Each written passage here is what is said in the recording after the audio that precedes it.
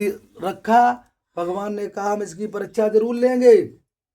अब भगवान आए कि ब्राह्मण व्यस्त से कहा, हे साधु व्यस्त, आपकी नाव में क्या है? व्यस्त ने कहा, प्रभु देखो हमारी नाव में तो कुछ नहीं है, लता पत्ता है, होता तो मन ही नहीं करता।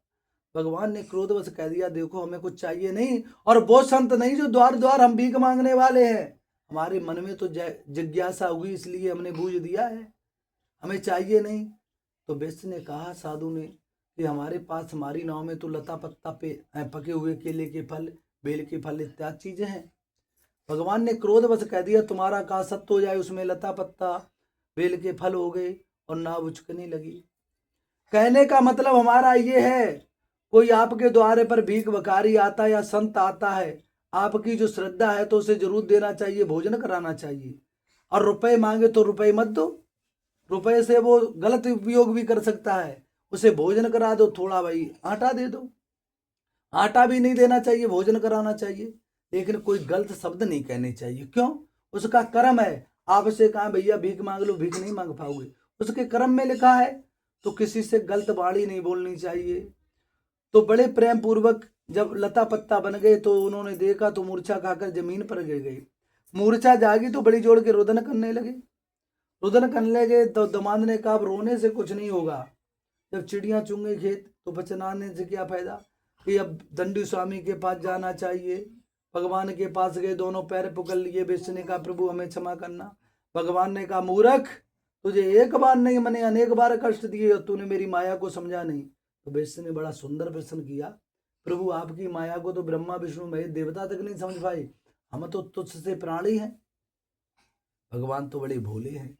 भगवान ने जैसे कहा तैसा कर दिया। व्यस्त आया, बड़ी विधि विधान से सत्यनारायण भगवान की कथा करी, प्रसाद को ग्रहण किया, अपने नगर के लिए प्रस्थान किया।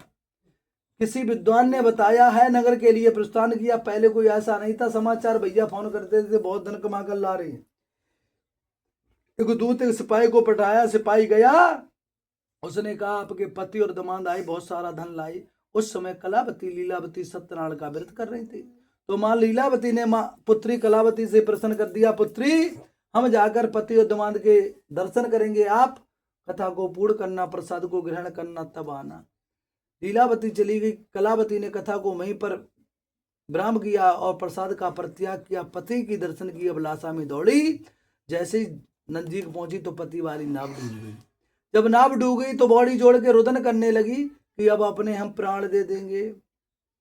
आकाशवाणी से आकाशवाणी हुई कि आपकी पुत्री सत्यनारायण भगवान का प्रसाद परित्याग करके आई, जाकर प्रसाद को पाए तो आपके पति के दर्शन जरूर होंगे। और वो गई, उन्होंने सत्यनारायण की कथा की, प्रसाद को ग्रहण किया, पति के दर्शन हुए। किसी विद्वान ने कहा है भगवान तुम्हारे धन से प्रसन्न नहीं है और नहीं तुम्हारे कर्तव्यों से प्रसन्न है। आपने सवेरे नहा लिया, लंबा तिलक ला लिया, लेकिन दिल में खोट है तो भगवान प्रसन्न नहीं होंगे।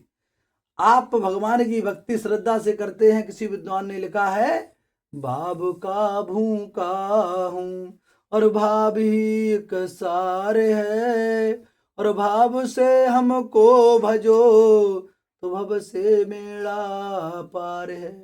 भाव नहीं तो कुछ नहीं। भगवान तो तुम्हारी रबड़ी खाने नहीं आते, सुगंध सूंघते हैं, लेकिन भाव देखते हैं। किसी विद्वान ने बताया है, विदुर विदुरानी, विदुर विदुरानी, पहले विदुर थे वो दुर्योधन के मंत्री थे। दुर्योधन के मंत्री थे, लेकिन सत्य बात कहने से उसे मंत्री पद से विदुर को हटा दिया गया। जब हटा दिया गया तो वो एक बार अपने घर पर आ गए और अपने कदली के वन में रहते थे। 12 वर्ष तक उन्होंने केवल जल को पिया और केले के फल खाए। अन्न का परित्याग करके ठाकुर जी का ध्यान करते थे। पति पत्नी दोनों कहते थे कभी ठाकुर जी के दर्शन होंगे, हमारे घर पर आएंगे। एक बार ऐसे समाचार मिले कि द्वारकाधीश कृष्ण भगवान आ रहे हैं और दुर्योधन पांडवों के बीच कुछ चर्चाएं होनी है बंटवारे की। तो आए तो दुर्योधन ने कहा, ये तो प्रपंच की बातें हैं, वासुदेव नंदन, हमारी माँ को कितनी बड़ी पतिव्रता है गंधारी, हमारे पिता अंधे थे, उन्होंने नेत्रों में पट्टी बांध ली। आज हमारी माँ ने आपके लिए 56 प्रकार के व्यंजन बनाए हैं, चल के भोजन करें। कृष्ण भगवान ने कहा, दुर्योधन ये झूठा हमें भाव नहीं दिखाना, भोजन 3 स्थितियों में किया जाता है, या भोजन कराने वाले का भाव हो, या भोजन करने वाले को भूख लगी हो, या भोजन करने वाले को निमंत्रण किया है। हमें भूख भी नहीं लगी है और तुम्हारा भाव भी नहीं है और हमें निमंत्रण नहीं। हमारा तो निमंत्रण विदुर काका के जन है। विदुर काका उसी सभा में बैठे थे। विदुर काका ने आंखों के नेत्र से इशारा किया, कृष्ण भगवान ने कि शांत रहो, आप जाएं। विदुर काका अपने घर आए, उनके घर पे कोई चीज तो नहीं, हमारे गोपाल तो माखन मिश्री खाने वाले। तो अपने विदुरानी को सारे समाचार बताए। वो तो बाजार के लिए चले गए माखन मिश्री लेने। विदुरानी ने ली पोत के तैयार कर लिया, स्नान कर रही थी। ठाकुर जी हमारे आए, कुंडी खटकाई, माता जी कुंडी खोली। विदुरानी चक्का बक्का रह गई। आपके घर कोई भैया डीएम आ जाए या मंत्री आ जाए, अब कहोगे डीएम साहब को आज कहाँ बैठा रहे, मंत्री साहब को कहाँ बैठा रहे, इधर बैठा दें, तख्त ले आए, या मतलब चारपाई पे बैठा दें, या कुर्सी सोफा सेट डाल दें। विदुरानी ने कहा अपने हमारे कन्हैया आए, मेरे गोपाल आए। किस अवस्था में स्नान कर रही थी, उसी अवस्था में आ गए। कन्हैया ने काली कमरिया उड़ा दी। अब कह रही अब कहाँ बैठा रहे, कहीं नहीं, तो पटा लाई, उनता पटा डाल दिया। कन्हैया जो दुनिया का पालन करने वाले पेट पर हाथ फैलाया कि माता जी हमें बड़ी जोर भूख लगी। विदुरानी ने कहा लाला चिंता मत कर, अभी तुम्हारे काका आते होंगे, बढ़िया सी माँ कर लाएंगे, मिश्री लाएंगे, बड़े बड़े प्रेम पूर्वक छकना। कन्हैया ने कहा माँ देखो हमें बड़ी जोर भूख लगी, जो हो वो खिला दो। कि अभी क्या हमारी कुटिया में केवल कदली के फल हैं, केले के फल हैं, तो कि बे खिला दो। विदुरानी जब कदली के फल लाई तो फल तो रखती जाती, छिलके खवाती। प्रभु कहते तुम्हारे फल माँ बड़े मीठे हैं। विदुर काका उसी समय आ जाते, उन्होंने देखी उल्टा पटा है और छिलके खिलाती, फल रखते जाती। कि क्या कर रही कि आप छिलके रखती हैं और उल्टा पटा है। विदुरानी ने कहा हमें ध्यान रहा, इन्होंने बताया नहीं। तो कन्हैया ने कहा देखो हमें भी ध्यान नहीं रहा, जब केले का फल खिलाया जाके जो छिलकों में आनंद था वो फल में नहीं है।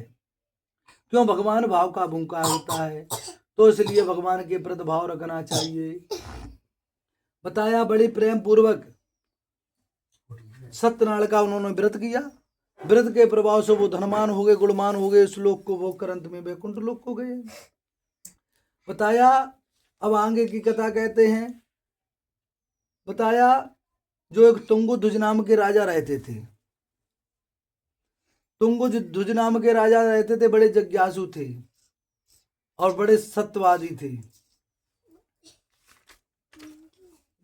उन्होंने विधि विधान से सत्यनारायण की करके हर एक पूर्णमासी, हर एक मकर संक्रांति को वो सत्यनारायण की कथा करने लगे। इस लोक को भोग कर अंत में वैकुंठ लोक को चले गए। इस कंदे पुराणी रेवा खंडे 4था अध्याय समाप्त। बोलिए सत्यनारायण भगवान की, बोलिए वृंदावन बिहारी लाल की।